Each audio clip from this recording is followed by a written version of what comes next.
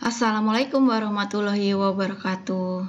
Salam sejahtera, sehat selalu ya semuanya. Kita ketemu lagi di pertemuan ke-6 membahas tentang pembuatan angket. Jadi saya menyarankan bahwa pembuatan angket itu sebenarnya harus sudah bisa dimulai pada saat kamu sudah menentukan teori dan dimensi dari teori tersebut di kerangka pemikiran. Itu udah mulai bisa buat kalimat-kalimat di angketnya. Namun kenapa di sini urutannya setelah pembahasan bab 3 supaya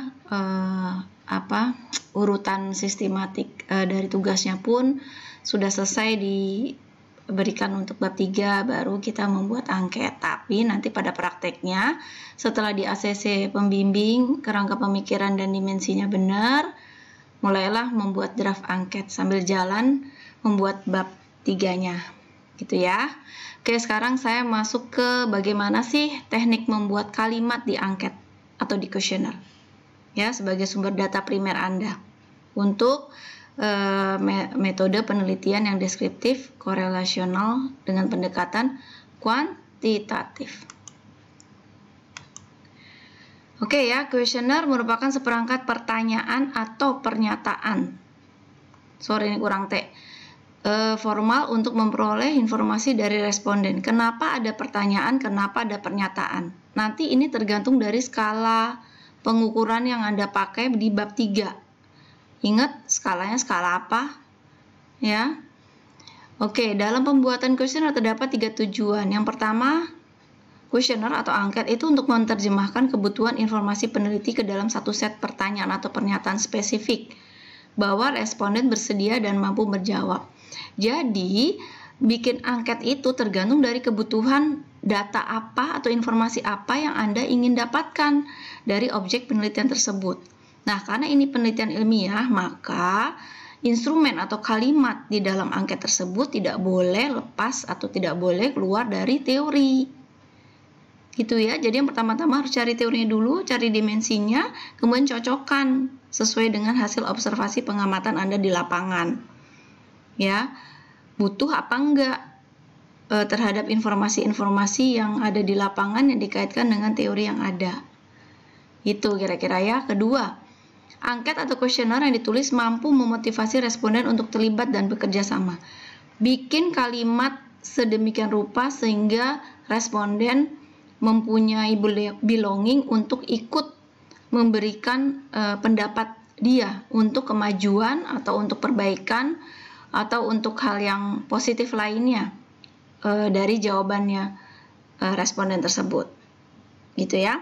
Maka kenapa untuk memotivasi responden sebaiknya bikin kalimatnya positif, jangan yang negatif, itu intinya. Yang ketiga, kuesioner yang dibuat harus dapat meminimalkan kesalahan jawaban. Maksudnya jangan ada bias, jangan ada ambigu gitu ya. Oke, nanti kita bahas lagi yang lebih lanjut lagi. Oke, langkah-langkahnya. Yang pertama, dalam menyusun kuesioner itu tadi ya, secara observasi. Nah, observasi itu bisa dilakukan lebih dari 1 kali, 2 kali atau 3 kali. Bahkan di setiap bab itu kalian bisa melakukan observasi. Yang pertama, observasi awal, nyari informasi, rasa ingin tahu Anda. Kemudian observasi lagi untuk menanyakan izinnya boleh enggak kalau misalnya ketertarikan itu udah dapat. Terus nyusun bab 1, mungkin di latar belakang butuh data-data, observasi lagi, wawancara gitu ya. Kemudian di bab 2 mulai nyusun, udah dapat teori, kemudian mungkin dicocokkan lagi ke lapangan. Oh, teori ini punya dimensi ini dilakukan gak ya oleh si perusahaan, oleh si objek penelitian, dimensi masing-masing itu ya, berarti masuk lagi observasi, survei ke lapangan lagi. Bab 3 mungkin juga perlu observasi karena nanyain sampling populasi, maksudnya pengunjungnya berapa, data pemakai produknya berapa, data penjualan berapa, bla bla bla gitu ya. Itu perlu lagi ke observasi ke lapangan tuh udah berapa tuh, 4 atau 5. Kemudian nyusun bab 4 pada saat itu menganalisa data kuantitatif ya, bikin analisanya menceritakan kaitan dari angka ke apa yang terjadi di sana. Misalnya Anda pada saat observasi sebelumnya sudah mengumpulkan data, oke, berarti bisa langsung analisa sesuai dengan apa yang dialami di lapangan. Tapi misalnya ada yang kurang atau belum, observasi lagi. Banyak sekali ya kita melakukan observasi, dan makin banyak melakukan observasi, Anda makin menguasai apa yang terjadi, menguasai juga penelitian Anda sendiri. Itu ya, oke, ya, informasi udah dapet.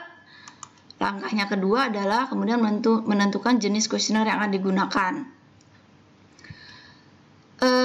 Dari sini Anda harus menanyakan juga ke objek penelitiannya, misalnya restorannya atau hotelnya, bagaimana mereka bersedia untuk membantu kita menyebarkan kuesioner.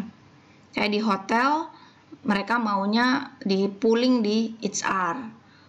Nah, kalau kalian orang dalam, misalnya lagi training atau bekas anak trainee, itu udah niat mau bikin skripsi nih, coba kumpulkan, saran saya nih ya, coba kumpulkan email-email teman-teman. Kalau di penelitiannya si unit analisisnya mau karyawan ya, berarti tentang SDM. Kumpulkan email-email teman-teman. Bisa kamu bikin pakai Google Form, pakai link, atau kumpulin nomor WA-nya dan sebagainya. Jadi tidak perlu merepotkan HR-nya, karena terus terang pengalaman kalau lewat HR itu lama banget dan kita harus bolak-balik nanyain, dan gak enak kan nanyain terus, Bu udah belum Pak, udah belum, gimana. Pengalaman saya dulu, saya harusnya di suatu hotel di Kuningan mengumpulkan 120 karyawan sesuai dengan populasi di sana, karyawan ada di sana. Itu juga saya udah pakai backingan GM ya. Tapi yang namanya GM masa ngurusin kuesioner sih?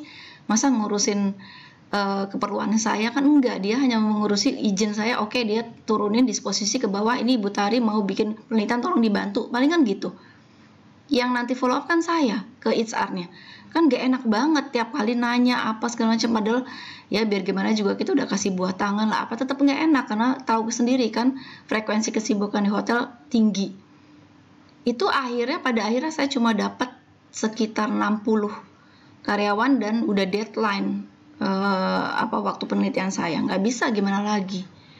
Itu ya, itu kesulitan kalau objek penelitiannya kita pilih di hotel. Makanya dari itu tolong dicari antisipasinya dari pengalaman saya ini sebelum Anda memutuskan atau menemukan topik dan teorinya. Sayang kalau Anda udah menemukan topik terus udah lari ke teori, pembimbingan dulu ACC, ternyata susah nyebarin kuesioner. Itu terjadi di bimbingan saya di hotel di BSD. Udah sampai nyebarin kuesioner, ditunggu-tunggu, nggak kumpul-kumpul. Pas ditanya, Bu, ternyata saya nggak dapet izin, nggak boleh. Lah, udah sampai bab 3, udah sampai bikin angket. Dan itu udah ngambil waktu berapa bulan. Sedangkan efektif Anda menyusun skripsi itu hanya 4 bulan. Itu udah kalau nggak salah bulan kedua atau mau masuk ketiga. Panik lah. Nggak mungkin kekejar. Dia survei lagi, pengamatan lagi, dan sebagainya. Gitu ya.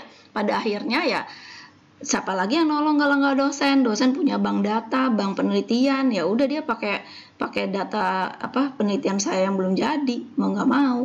Kebetulan topiknya sehubungan dengan hospitality. Coba kalau nggak ada, gimana? Itu ya. Jadi bikin penelitian itu makanya harus direncanakan, harus punya plan, dan harus tahu taktiknya. Ya, jadi tolong apa yang udah saya beritahukan di sini sambil dicatat. Oke, gitu ya. Ini macam-macamnya, bisa lewat macam-macam metode memberikan angket atau kuesionernya. Langkah ketiga, menentukan jenis pernyataan yang akan diajukan kepada responden. Oke ya, pernyataan kalau Anda pakai di bab 3 skalanya adalah skala ordinal atau Likert, ingat ya. Pasti mau nggak mau bukan question mark bentuk kalimatnya atau instrumennya, tapi bentuknya pernyataan. Contoh pernyataan kayak gini nih. Produk teh pucuk, salahnya, teh pucuk mempunyai cita rasa teh yang wangi. Gitu ya. Nah, ini pernyataan kayak gini itu tidak boleh menimbulkan ambigu atau bias. Ambigu itu maksudnya apa sih? Membuat bingung si responden. Oke, responden sebenarnya nggak bingung, tinggal jawab aja. Biasa ini secara visual dia akan melihat produk teh pucuk mempunyai cita rasa teh yang wangi. Dia bayangkan wangi, oh wangi nggak ya teh pucuk? Bagi dia pengalaman dia wangi, dia akan jawab setuju. Kadang-kadang dia nggak baca yang ini nih. Nah, ini ambigunya adalah buat si peneliti pada saat peneliti itu menganalisa jawaban dari responden yang setuju itu sebenarnya setuju yang wangi atau setuju yang harga terjangkau. No, hati-hati. Jadi nanti pada saat di bab 4 Anda menganalisa suatu hasil data yang berupa angka tadi saya bilang ya, kemudian diintervalkan, ingat di bab 3. Jadi akhirnya Anda harus menganalisa yang mana yang wangi atau harga yang terjangkau. Dan wangi dan harga terjangkau itu suatu hal yang sangat bertentangan dan berbeda sama sekali. Jadi hindari ya pakai kata-kata dan apalagi pakai kata-kata atau, lebih parah lagi. Jangan sampai seperti itu ya. Oke, ini masih di langkah ketiga. Pernyataan yang harus dibuat harus sesuai dengan teori. Saya udah berkali-kali ingetin subvariabel itu adalah dimensi ya atau unsur. Subvariabel tersebut harus mewakili apa yang terjadi di objek penelitian yang dipilih ya. Itu udah berkali-kali saya ingatkan. Pembuatan kalimatnya harus mengacu pada apa yang terjadi dan dialami. Sama ya. Oke, langkah keempat, menyusun struktur pertanyaan atau pernyataan ya, yang sudah tersusun suatu format sehingga memudahkan responden menjawabnya. Jenis pertanyaan tersebut dapat berupa pilihan ganda atau dua pilihan. Ya, sedangkan jenis pernyataan tidak terstruktur merupakan pernyataan terbuka. Kalau terstruktur berarti kamu udah ngasih jawaban.